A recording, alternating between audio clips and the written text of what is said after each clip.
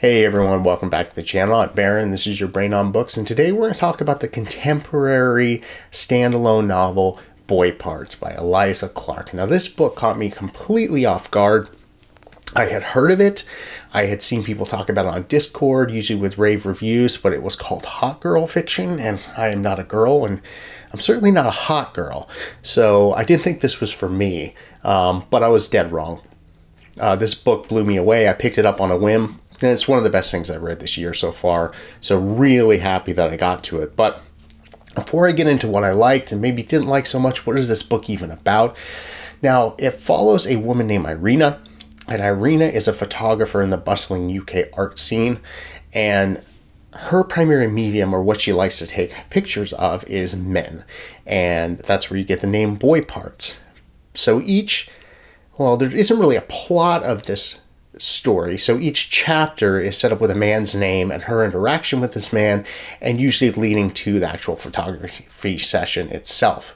But there's kind of a twist here, because the way that she likes to take pictures is of men in increasingly vulnerable, kind of just erotic and dominated and just really cringy circumstances surrounding the session.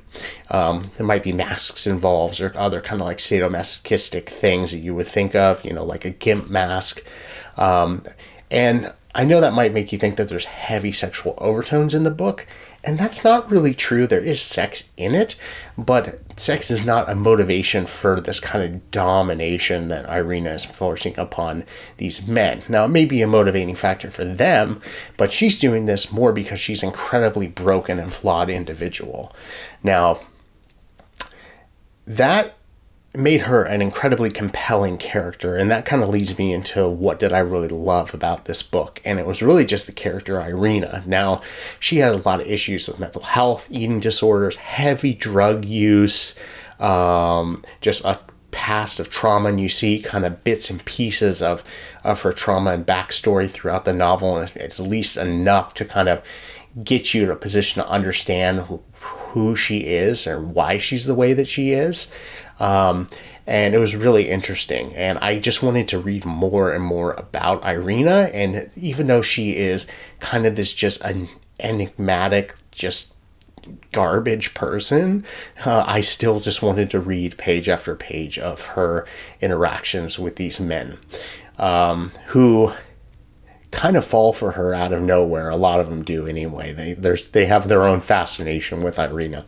So now, what did I not love about this? Which is really hard for me to say anything, because overall I thought this book was fantastic.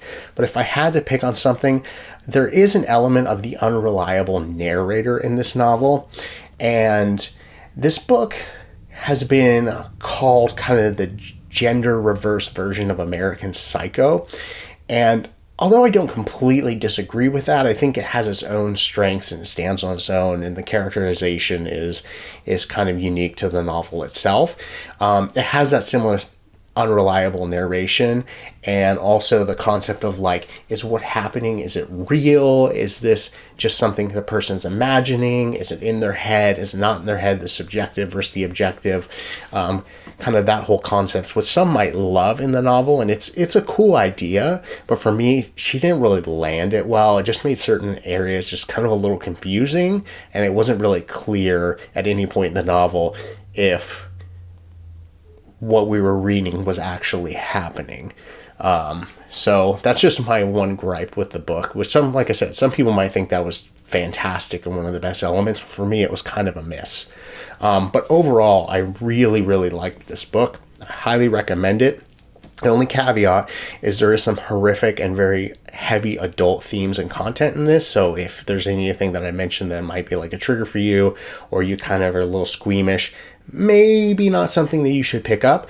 But if that's not the case, absolutely recommend this. It's a short read. Also, I did do audio for this, and Eliza Clark narrates it herself, and she does a really, really good job. You know, sometimes when an author narrates their own book, it's kind of hit or miss. Like, I've done the Toni Morrison books that she narrates, and I don't really think they're done all that well. Eliza Clark does a really good job, especially her voice for Irina and everything, so worth checking out. So anyway, that's it, guys. Pick up the book, and until next time, see ya.